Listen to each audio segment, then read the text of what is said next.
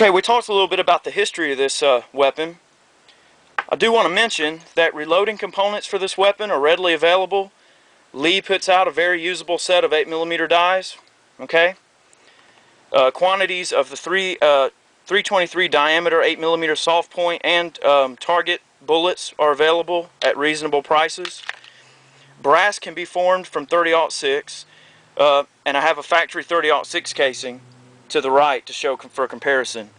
These are all converted 30-06 casings that have been fire formed to my Kar 98K. Now, I do want to mention that depending on what Mauser variant you end up getting, you definitely want to slug the barrel, because the original bore diameter on these was around 318, and then later when they changed, the round type that they were using to the Spitzer type, they switched to a 323 diameter bullet to increase ballistic coefficient, or to make that number more suitable for the longer range shooting. Basically just less drag with a Spitzer bullet as opposed to a round nose. But you definitely do not want to shoot a 323 diameter bullet through a 318 diameter bore. An older Mauser, that will not be pretty. Okay, so like I said, reload components are readily available. And by the way, I do have a conversion video about how to convert this brass to 8mm, so be sure to check that out if you want a source of cheap brass. So that's the reloading components. Okay, I said that we would talk about some of the accessories. Now, I regretfully say that I don't have the amount of accessories for the Kar 98 as I do for the Mauser and Gaunt's and such. But here's an example of how the ammo comes packaged. You can get a lot of this 50 surplus stuff. This is Yugo 50s era surplus ammunition, and it comes packaged usually on stripper clips. This is some of the Romanian stuff. As you can see, a lot of it's sealed and everything. Now, I'll take a picture in a minute of the sealed spam can that this stuff comes in, but it'll be boxed up in 20 round boxes like this. So that's just to show you that. Here's what the stripper clips look like. Okay, that's pretty self-explanatory, just like any other type of, stripper clip device. Alright, and then here's some more of the ammo. Here's the bayonet. You have what's called a frog, like a leather retention, thing for the scabbard. And you have the bayonet. The bayonet attaches to the rifle up here. Alright, bayonet's firmly attached. You're ready to kill stuff. Now, I didn't exactly showcase the Yugo M48 that much, but I pulled it out because we were talking about accessories. Here's your sling, a leather sling. On the other side, it's held in just by the, stock itself, see? Alright. You have your hood over the front, the sight hood. This is removable. It will slip off.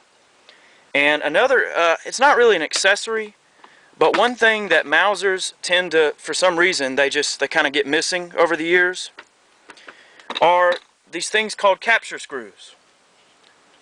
I'm going to try to get this thing to focus properly.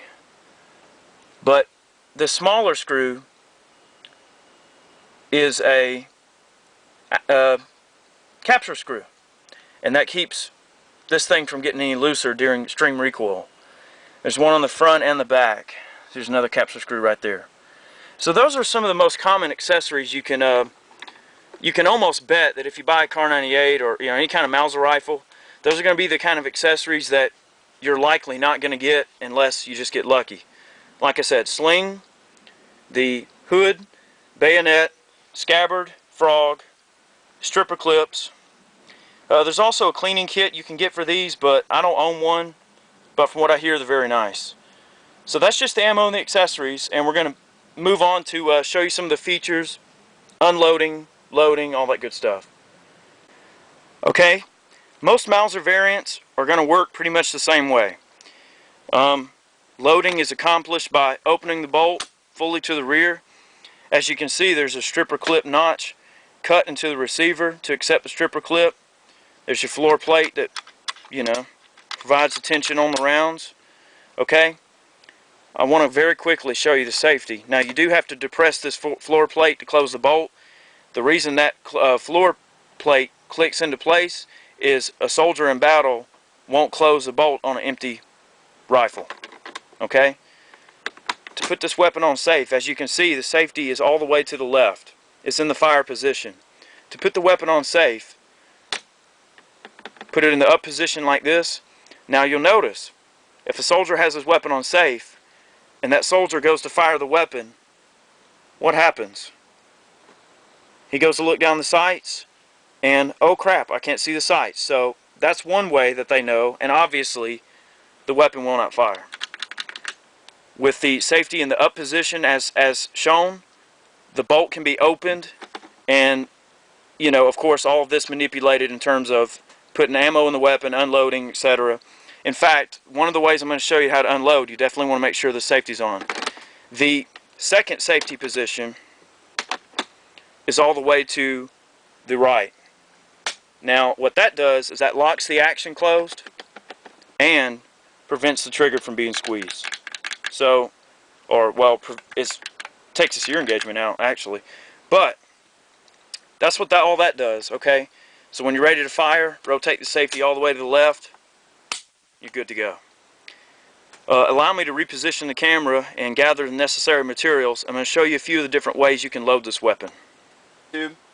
Alright, I showed you the stripper clip notch on the top of the weapon. I'm going to show you how to load this thing. Now, in battlefield conditions, I mean, you're not going to worry about the safety, re-engaging it on and off, because you need bullets in the gun and you need to shoot it. But by the book, you want to engage the safety in the first position. Alright, the bolt goes all the way to the rear until the floor plate locks up.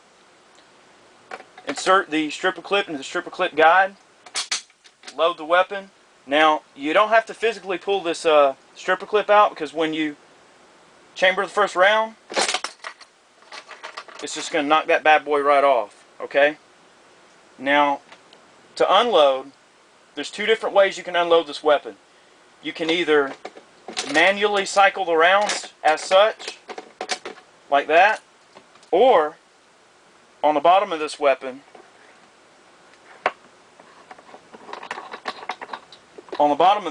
you can remove the floor plate. Now, if you're not in a hurry, this is a way you can do it. But push the button down and push back on it just like I just did. It'll be under tension. Alright, there's your floor plate. Invert the rifle. The rounds will fall right out. Okay? That's the two ways you can unload it. I do want to very quickly mention that you're going to have three general types of bolts for these guns. Especially on the Yugo made guns, you're going to have a fully bent. As you can see, the bolt is fully bent down, as with most Kar 98Ks. You're going to have a wide arc bolt. As you can see, it's not straight, yet it is not curved all the way down. As you can see, there's no cut in the stock for the fully curved bolt. And then you're going to have a straight bolt. They all have their advantages and disadvantages, but ultimately I prefer the fully bent bolt because it gives the overall weapon a lower profile, and in my opinion, just a little bit easier overall function of the weapon itself. You get a little bit better leverage. So that's pretty much Mausers in a nutshell. I know there's probably people out there that are going to be like, you know, oh, you're wrong, or your dates are wrong, or there's something wrong. But I'll tell you what, people, there's so much damn reading you can do on these rifles. I suggest you just pick up a few good Mauser books and just read up on it. I mean, there's lots of good history on this stuff. This is just meant to be kind of a crash course, you know, quick Mauser benchtop, you know, chat about this. So I do want to very quickly mention that you're going to have three general types of bolts for these guns. Especially on the Yugo made guns, you're going to have a fully bent.